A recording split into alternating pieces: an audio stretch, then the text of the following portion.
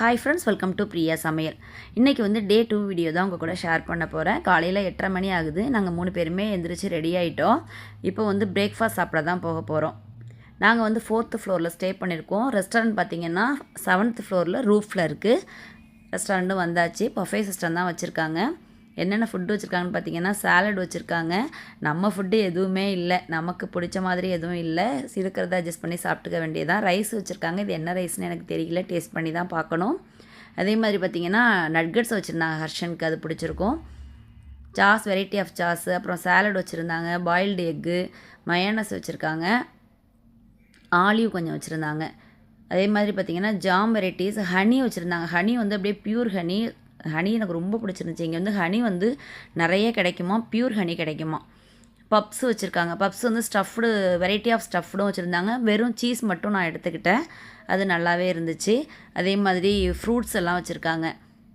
கேக்கு, fruit, bread அதெல்லாம் வச்சுருந்தாங்க. ஓகேன்னு கொஞ்சமாக எடுத்துகிட்டு வந்து நம்ம சாப்பிட்டுக்கலாம் அப்படின்னு எடுத்துகிட்டு வந்தாச்சு. ஹர்ஷன் வந்து என்ன சாப்பிட போகிறான் அப்படின்னு நினச்சிட்டே இருந்தேன். ஆனால் அவனுக்கு பிடிச்ச மாதிரி சில விஷயங்கள் இருந்துச்சு. அதை அப்படியே அட்ஜஸ்ட் பண்ணி சாப்பிட்டுக்கிட்டான்.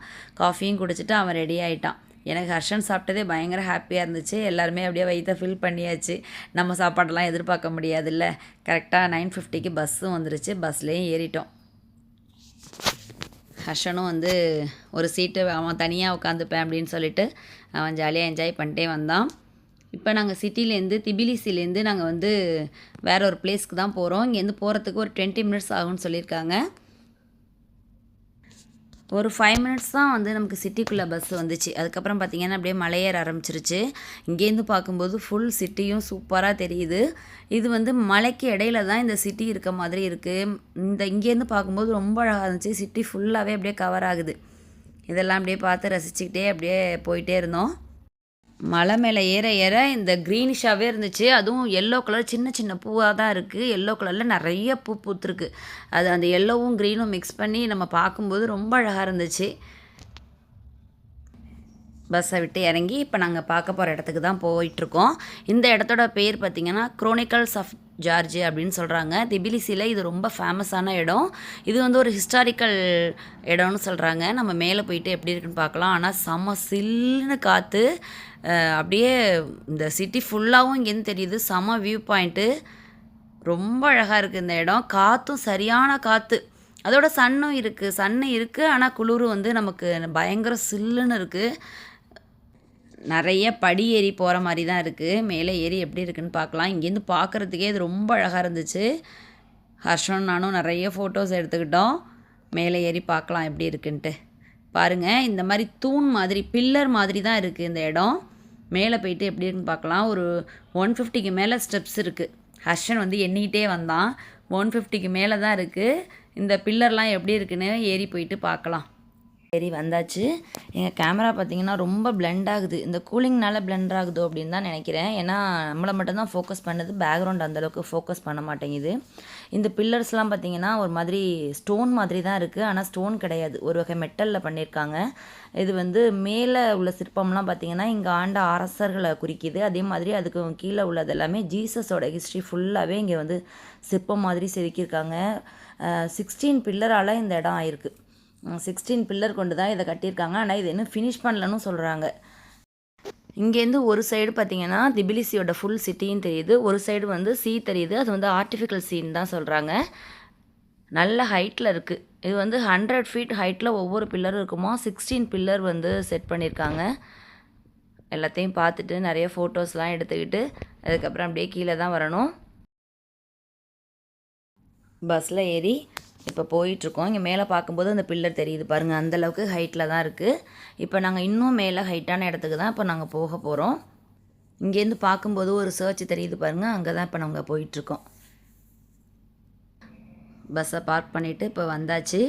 இது வந்து 14th செஞ்சுரியில் உள்ள சர்ச்சுன்னு சொல்கிறாங்க. மேலே வந்தோன்னா அதே மாதிரி செம்ம காற்று, செம்ம குளிர், நிற்க முடியல, ஃபோட்டோ எடுக்க முடியல. அந்தளவுக்கு பயங்கர காற்று.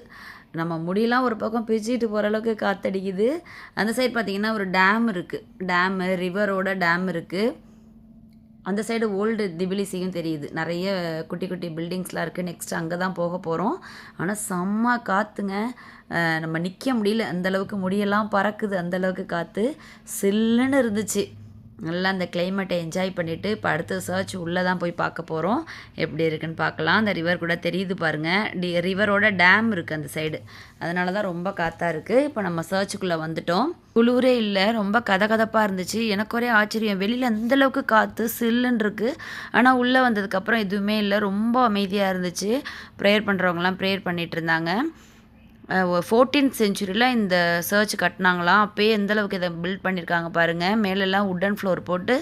இதே வந்து கிளைமேட்டு நாங்கள் வந்து இப்போ சம்மர் ஸ்டார்ட் ஆகிற ஸ்டேஜில் வந்திருக்கோம். இன்னும் வின்டரில் வந்தால் ஃபுல்லாக ஸ்னோவாகிடுமா, இந்த ஏரியாவே ஸ்னோவாகிடுமா.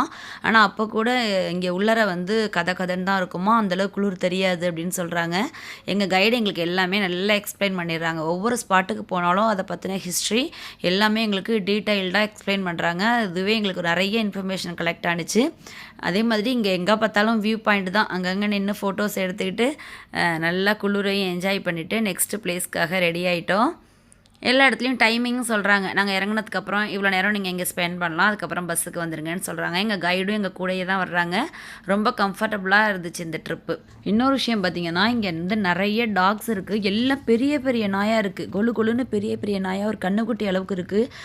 இதே மாதிரி எந்த இடத்துக்கு போனாலுமே ஒரு 3 நாய் 4 நாய் அந்த மாதிரி பார்க்க முடியுது. இதையும் உங்கள் கூட ஷேர் பண்ணணும்னு நினச்சேன். ஓகே, நெக்ஸ்ட் வீடியோவில் மீட் பண்ணலாம். தேங்க்ஸ் ஃபார் வாட்சிங்.